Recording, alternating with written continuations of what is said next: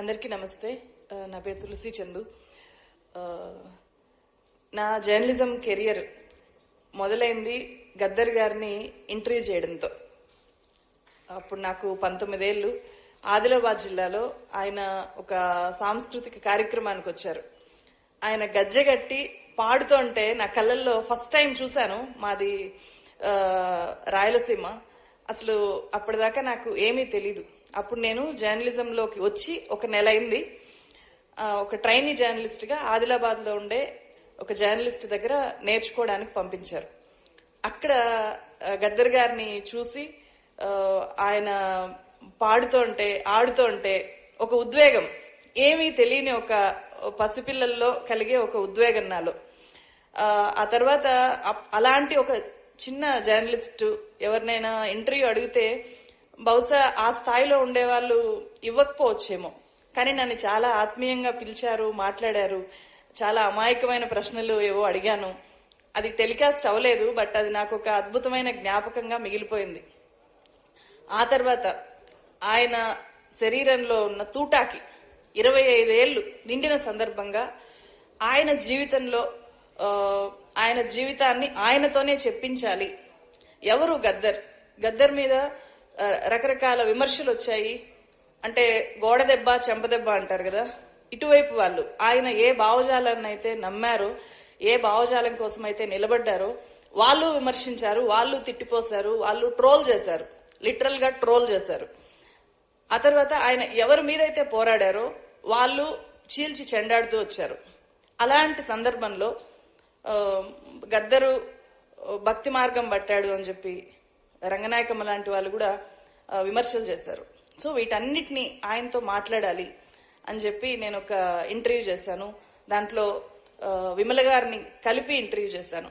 అది నా మొత్తం జర్నలిజం కెరియర్ లో నేను చెప్పుకోదగ్గ గొప్ప అవార్డు.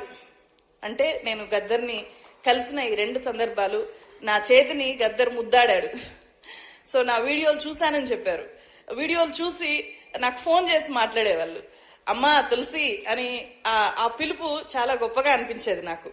సో అంతకు మించిన ఆ మధురమైన క్షణాలు ఎప్పటికీ శాశ్వతంగా నిలిచిపోతాయి నా గుండెల్లో. అందుకే గద్దర్ గారికి పద్మ అవార్డు రావడము లేకపోతే రాకపోవడము, దాని మీద జరిగిన వివాదం పట్ల నాకు భిన్నమైన అభిప్రాయాలు ఉన్నాయి. తెలంగాణ గవర్నమెంట్ ఆయన పేరు మీదనే గద్దర్ అవార్డులు పెట్టింది. సో ఆయనకి ఎవరో అవార్డు ఇవ్వడం ఏంటి, అది నాకు అనిపించింది. సో ఒక అవార్డు మన దేశంలో ఇప్పుడు అవార్డులు అంటే అవి election awards, political awards. Gaddar ఏ రకంగానూ ఎలక్షన్లకు ఉపయోగపడట్లేదు, అధికారంలో ఉన్న పార్టీకి పొలిటికల్ గాను ఉపయోగపడట్లేదు. అట్ ద సేమ్ టైం ఇప్పుడు ఛత్తీస్గఢ్ లో ఆపరేషన్ కగార్ జరుగుతోంది, అంతిమ యుద్ధం జరుగుతోంది. రక్తపు చేతులతో గద్దర్కి అవార్డు ఇచ్చే ధైర్యం చేయగలుగుతుందా కేంద్ర ప్రభుత్వం? సో ఆ ధైర్యం చేయలేకనే, ఆ పేరు చూసి ఆ ధైర్యం చేయలేకనే అవార్డు ఇచ్చే ధైర్యం లేక సాకులు చెప్తున్నారేమో గాని అవార్డు గద్దరే అవార్డు, గద్దర్ పేరుతోనే అవార్డులు. తెలంగాణ గవర్నమెంట్ కి ధైర్యం ఉంటే ఇచ్చే ప్రతి అవార్డు గద్దర్ పేరు మీద ఇచ్చి గద్దర్కి నిజమైన నివాళులు. అనేక రంగాల్లో ప్రతి రంగంలో ఉండే ప్రజలకి ఆయన దగ్గరయ్యారు.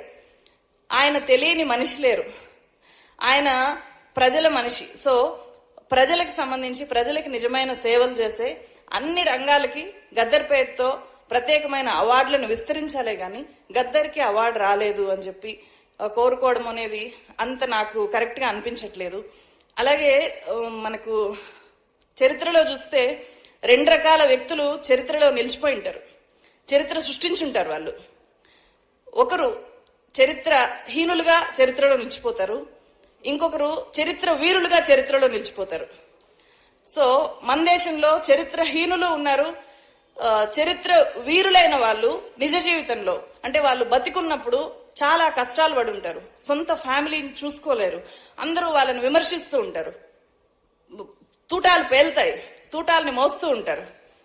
ఇంకొక వైపు విద్వేషాలని రగిలించేవాళ్ళు, జనాన్ని చీల్చేవాళ్ళు, చీల్చడం ద్వారా అధికారం మాత్రమే పరమావధి అనుకునే వాళ్ళు ఉంటారు. వాళ్ళని వర్తమాన చరిత్ర హీరోలుగా చూస్తూ ఉండొచ్చు, కానీ నిజమైన చరిత్ర మాత్రం ఖచ్చితంగా డిఫైన్ చేస్తుంది.